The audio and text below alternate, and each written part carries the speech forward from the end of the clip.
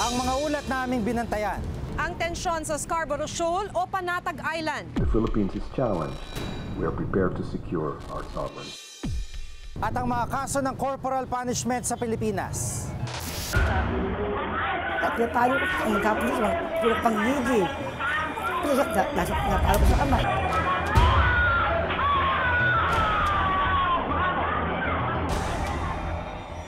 Kinuha po yung walis tambo.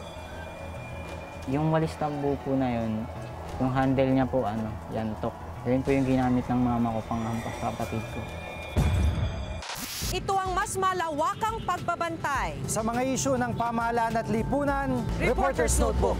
Ayon sa Save the Children Foundation, nasa 80% ng mga kabataan sa Pilipinas ang nakakaranas ng malupit na pagdidisiplina o corporal punishment mula sa kanilang mga tagapag-alaga. Sagot nga bang pinanukalang Positive Discipline Bill para ukasan ng mga ginagawang karahasan sa mga kabataan?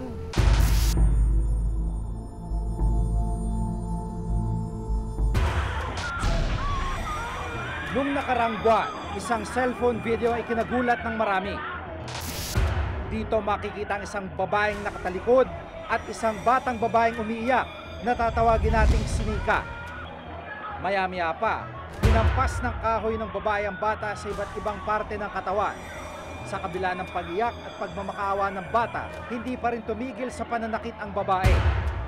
Sinubukan pa niyang tumakas pero nabigo siyang makawala mula sa masikip na sulok. Napag-alamang maglola pala ang dalawa. In-advise na lang namin na wag naman niyang palaging sasaktan. Ang sinabi naman ng lola, first time lang nila yon. Talagang grabe talaga yung ginawa ng bata na kaya nagawa niyang saktan, pero hindi na yun naulit. Katwiran ni Lola Maria, hindi niya tunay na pangalan, dinidisiplina lang daw niya ang apo. At paano ko magkapulis, puro panggigil. Pero nasok na para ko sa kamay. Yung na nakakakuha ko ng pat-pat na, hindi pa plywood siya. Pinali ko ng napagkita. Puro akma lang naman ako sa kanya, puro akma eh. Ipinanganak sa kulungan si Nika, 9 na taong gulang. Sa kasamang palad, namatay dahil sa sakit ang kanyang ina. Nasaksak naman ang kanyang ama. Kaya tanging si Lola Maria na lang daw ang kumukupkup sa kanya. Nang tanungin namin si Nika tungkol sa pamamalo sa kanya ni Lola Maria, tila ipinagtanggol pa niya ang kanyang lola. Ginaganyan lang po ako ng lola ko sa kamay lang. Paminsan-minsan lang pag makulit ako. So ayaw mo talaga mahiwalay sa lola mo? Bakit ayaw mo? Kasi bumahal ko po siya. Pero kung pamamalo inabot ni Nika sa kamay ng kanyang lola, ibang klaseng pagmamalupit naman ang sinapit ng nooy 8 taong gulang na batang itatago natin sa pangalang Ara. Taong 2008 nang isiwalat ang dinanas niyang pananakit mula rin sa kanyang lola. Isang nagmalasakit na kamag-anak ang nabahala makarang makita ang mga sugat at pasa sa katawan ni Ara. Nang ipasuri siya ng DSWD, tumambad ang totoong kondisyon ng bata. Tadtad ng sugat ang mukha at leeg ni Ara dahil sa mga tinamong kurot. Maga ang mga paang di umano'y minartilyo. Lapnos ang balat sa loob ng hita hanggang sa may sensitibong bahagi ng kanyang katawan. Pinasuraw siya gamit ang plancha. Binubugbog niyo po ako. Bakit kanya binubugbog? May ginawa ka bang kasalanan? Wala po. Pinupukpuk niyo po ako ng martilyo. Martilyo? Opo, sa kamay po, tsaka sa tuhod. Tsaka sa paa po. Dahil sa insidente, agad na inaresto at kinulong ang lola ni Ara. Aminado ako pero hindi naman nung ganun. Ano lang po, yung inampas ko lang po siya nung tambo na. Yung po hindi naman po kahoy. Yun lang po.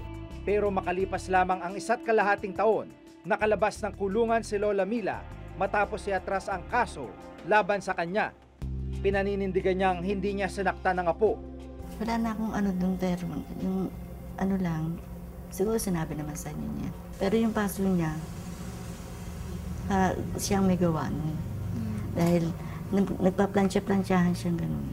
Pagkatapos, nung pagpasok ko, siguro natakot yung bata. Dahil ganun niya, dito mo ngayon umana yung plansya. Bangungot man daw ang sinapit niya sa kamay ng kanyang lola, mas pinili raw niyang magpatawad at magbigay ng isa pang pagkakataon. Nag-sorry po siya sa akin. Anong sinabi niya sa'yo? Sorry daw po kasi ginawa niya po sa akin yun. Hindi na daw po mauulit. Sa ngayon, hindi ako aware na bumalik na pala sa kanyang lola. Pero nakausap namin sa gusto niya makapiling ang lola niya. Pero nandun pa rin yung pagmamonitor. Ayon sa pag-aaral ng Save the Children Foundation, 80% sa mga kabataang Pilipino ang katulad ni Nanika at Ara na nakaranas ng malupit na pagpaparusa o corporal punishment. Corporal punishment ang tawag sa pagdidisiplina sa pamamagitan ng pagpaparusa, pananakit at panghihiya. Yung pagpipingot o kaya yung pagsampal sa yung pagpalo sa any part of the body ng bata, yung pagbato, o kaya yung kakalad ka rin mo yung bata, halimbawa ayaw umalis sa isang lugar, kakalid ka rin mo literally. Kasi yun, talaga yun, use of force, coercive yung action.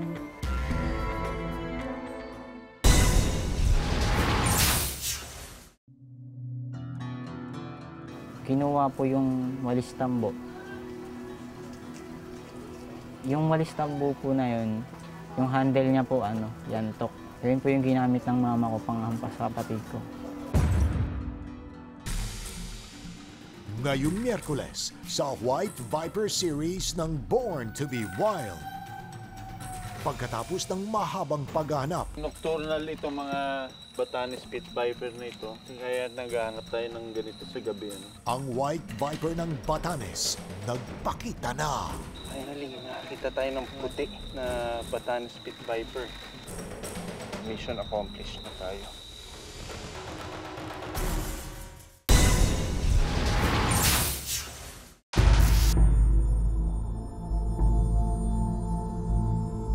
Hindi man daw parati nag-iiwan ng pasa at latay ang gantong klase ng pagdidisiplina sa katawan ng isang bata, malalim na marka at pilat naman ang iniiwan nito sa kanilang pagkatao. Sa isang shelter para sa kabataan, nakilala namin si Andrew, hindi niya tunay na pangalan. Napunta si Andrew sa shelter matapos ang sunod-sunod na paglabag sa batas tulad ng pagnanakaw. Ayon sa kanya, isang madilim na yugto ng kanyang kabataan ang nagtulak sa kanya para humantong sa pagre-rebelde. Kinakadena niya po ako na umaabot po hanggang 4 na oras, sabay hindi niya po ako pinapakain. Pero hindi rito natapos ang kalbaryo ni Andrew habang dinidisiplina raw ng kanyang sariling magulang. Ayun po yung nawalan ng cellphone yung mama ko po. Ako po yung pinagbintangan niya, sabay pagtapos niya po akong bugbugin, sinako niya po ako. Nasa loob po ako ng sakon, pinaghampas po ako ng nanay ko. Parang nasa isip po na mamamatay na po ako. Ang ganitong uri raw ng kalupitan ang nagtatanim sa isip ng isang bata na maging maras din habang tumatanda. Yung mga bata na mas exposed sa any form of violence, physical man yan, emotional, or psychological, sila din yung mga bata na more likely will engage in socially unacceptable behaviors. Hindi lang daw pagkaligaw ng landas sa maaaring maging epekto ng marahas na pagdidisiplina sa mga kabataan. Sa ilang pagkakataon, buhay nila ang maaaring kapalit nito. Ganitong sinapit ng 13 taong gulang na binatil yung tatawagin nating si Luis. Bale, yung time na po yun, pag-uwi po ni mama, nakipag-inuman po siya. Tapos yun po, kinuha po yung walis tambo. Yung walis tambo po na yun, yung handle niya po, yantok. Yun po yung ginamit ng mama ko panghampas sa kapatid ko. Hindi na raw bago sa magkakapatid ang maras na pagdidisiplina ng ina. Nakaraniwang mababaw lang ang pinagmulan. Nung gabing sinaktan si Luis, nakasira lang daw siya ng wiring sa bahay. Bale, lumaki po kasi kami na ganun po yung nangyayari. Bale, sa isip-isip na din po namin, tama lang po yung ganun. Ilang oras daw na binugbog ng kanyang ina si Luis. Kinabukasan, tuluyan ang nanghina ang kanyang murang katawan. Habang kumakain po kami, tinatanong po ni mama, bakit daw ganun, ba't nga daw ginawa yung ganun. Pero yung kapatid ko po, hirap na po siya magsalita. Tapos, bali nag-aan na po siya sa ulo niya. Inaano niya parang may gumaganon, hirap na rin po siya magsalita. Dahil po dun sa parang hindi po nagsasalita yung kapatid ko, ungol na lang po kasi lumalabas. Nung araw ding yun, binawian ng buhay si Luis. Ang dahilan, blood clot o namuong dugo sa kanyang ulo. Nung time po na nalaman niya, ayun, nasaktan din siya. Pero nung nakulong na po siya, tinatanong siya kung naumamin na siya yung ganun. Hindi po talaga siya umamin. Yun ang isang diferensya talaga ng corporal punishment. It does not give you the intended goal that you want, that to change the behavior of the child. Kung tutuusin, may batas na maaring isampa sa sinumang manakit sa mga bata, ang RA 7610 o Anti-Child Abuse Law. Pero ang problema, nakasad rin daw sa batas na hindi may tuturing na pang-abuso ang anumang mag-aanad pagdidisiplina. Ito ang nais baguhin ng panukalang batas na House Bill 4455 o Promoting Positive Discipline of Children and Prohibiting Corporal Punishment Act.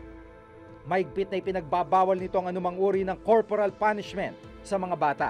In that law, there is no mention of a specific action on parents or caregivers who are imposing cruelty or imposing corporal punishment on their children.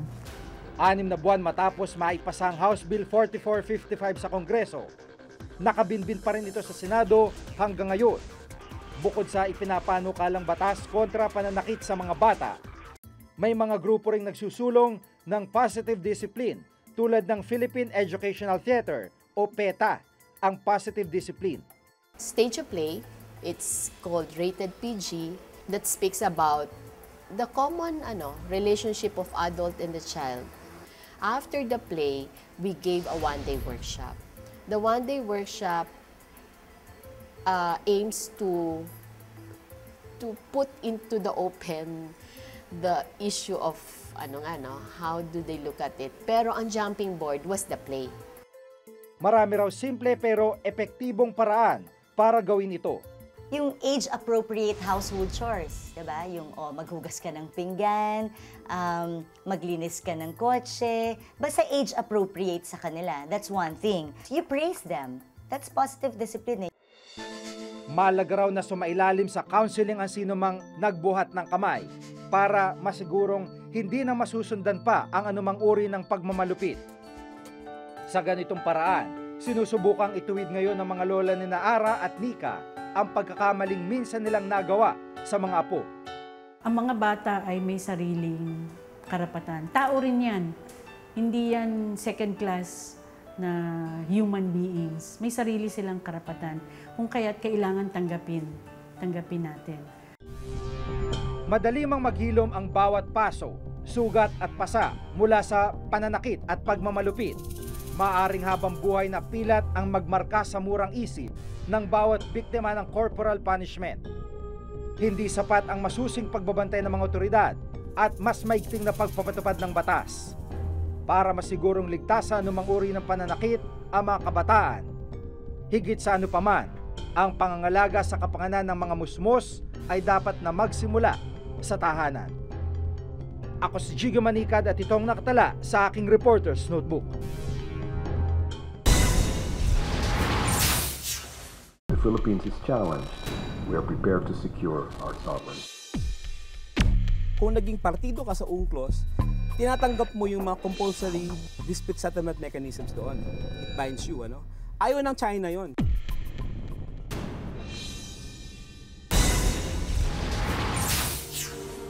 Tuldok lang sa mapa kung tutuusin ang Scarborough Shoal o Panatag Island.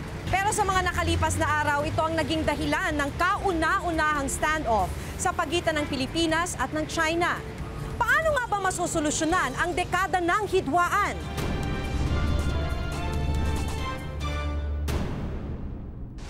Ang Scarborough Shoal o Panatag Island. Tuldok lang kung tutuusin mula sa malawak na karagatan. Kapirasong mga bato sa West Philippine Sea. Pero ang tuldok sa laut na ito rin ang naging sanhi ng tensyon sa pagitan ng Pilipinas at ng China. That if the Philippines is challenged, we are prepared to secure our sovereignty. 中国的有关部门已经派出了政府的公务船，前往黄岩岛海域。目前呢，中方的渔船和渔民是安全的。我想重申呢，黄岩岛是中国的固有的领土，中方对黄岩岛拥有无可争辩的主权。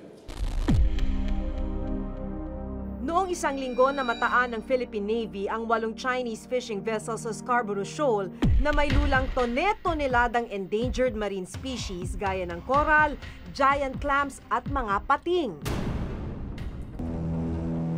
Bago makumpiska ang iligal na kargamento, dumating ang 2 Chinese maritime surveillance vessel at pumagitna sa barko ng Philippine Navy at 8 Chinese fishing vessel. Kaya ang matagal ng tensyon sa Scarborough Shoal na uwi sa standoff. The 2 Chinese maritime surveillance vessels established contact with Gregorio del Pilar utilizing the marine band frequency and advised Gregorio del Pilar to leave the area. In response, the captain of Gregorio del Pilar also advised the Chinese maritime surveillance vessels that the area is not part of Chinese territory. May tuturing mang isang makapangyarihang bansa ang binabangga ng Pilipinas, hindi raw tayo aatras dahil na rin sa tibay ng pinanghahawakan nating basihan. Sang-ayon na rin sa United Nations Convention on the Laws of the Sea o UNCLOS. Pasok sa 200 nautical miles na exclusive economic zone ng Pilipinas ang Scarborough. May layo lang kasi na 124 nautical miles mula sa probinsya ng Zambales ang Scarborough. Sinasabi nga ng DFA na sovereign rights na yung Scarborough Shoal is part of the exclusive economic zone of the Philippines. Ano? Ngayon, sa Law of the Sea kasi, yung ibig sabihin ng EEZ is the area is not exactly part of Philippine territory. No? But the Philippines has exclusive right to utilize the living and non-living resources found in the area. Ayon sa UP Marine Science Institute, hindi matatawaran ang likas na yaman sa bahaging ito ng karagatan. Parang it's an oasis in a desert. Kaya yung Scarborough Shoal is really very rich. Madaming uri ng mga halaman sa dagat at hayop sa dagat doon sa mga rocks along the Scarborough Shoals. 150 square kilometers o halos kasinlaki ng Quezon City ang lawak ng shoal. Tinatayang halos 6,000 toneladang isda naman o katumbas ng 8 ulit na dami ng ibinabagsak na isda sa Navotas Fish Port kada araw ang naninirahan dito. Dito rin makikita ang iba't ibang uri ng corals at mga endangered giant clams o taklobo.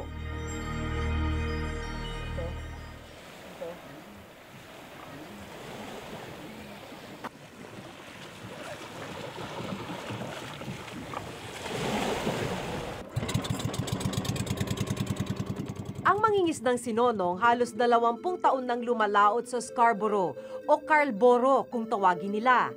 Ayon sa kanya, hindi raw sila nawawala ng kasabayang mga mangingisdang galing sa ibang bansa. Niyalasan nila yung mga isdang malaki. Kailan yung gamit nila ay lambat. Bago yung mga panlason na sa bahura. Pero kadalasan, hindi lang daw isda ang hinuhuli ng mga dayuhan.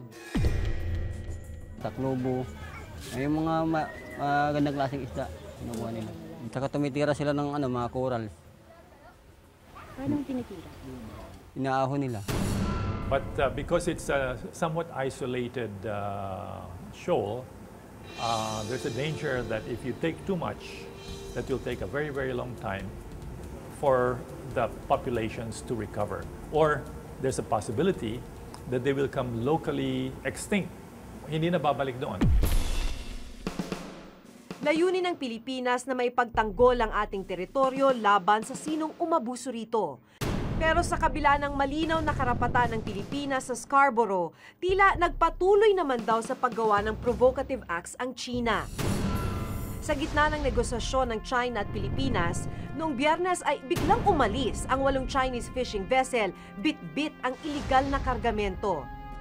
Pumayag na ang Pilipinas na makaalis ang mga fishing vessel sa kondisyong iiwanan ang mga nasabat na endangered species.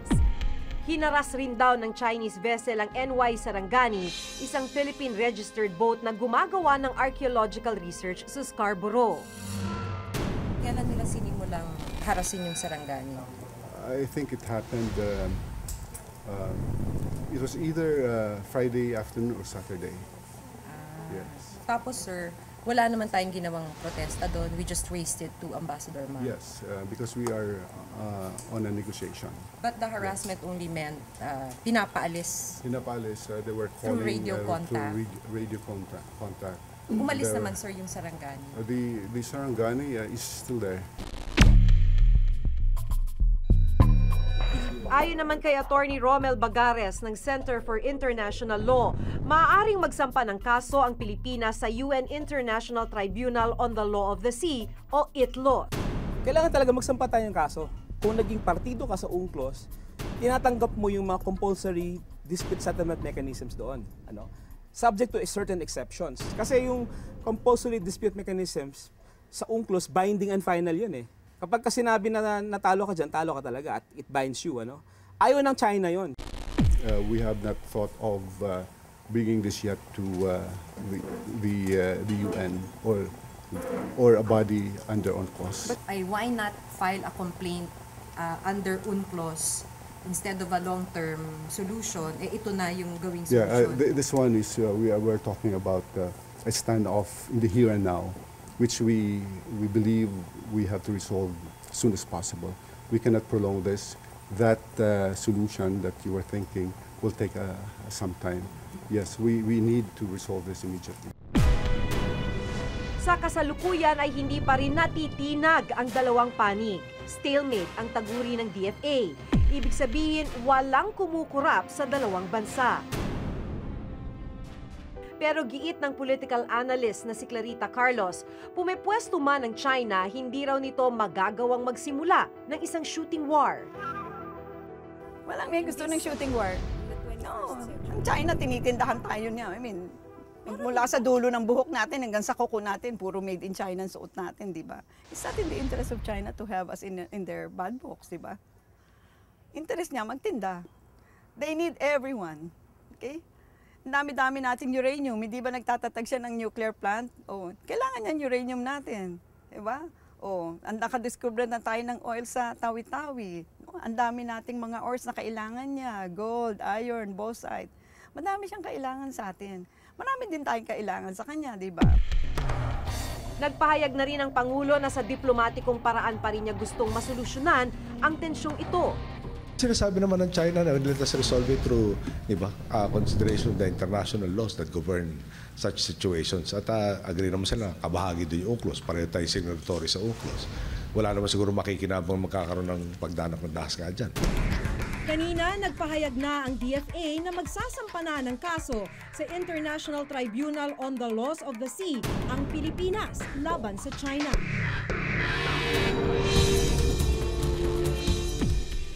Walang sino mang nagnanais na mauwi sa isang madugong digmaan ang nangyayaring hidwaan. Sa diplomatikong paraan man magtapos ang tensyon sa pagitan ng dalawang bansa, mahalagang maipagtanggol ng Pilipinas ang karapatang matagal na at malinaw na ibinigay sa kanya. Ako si Maki Pulido at ito ang nakatala sa aking Reporter's Notebook.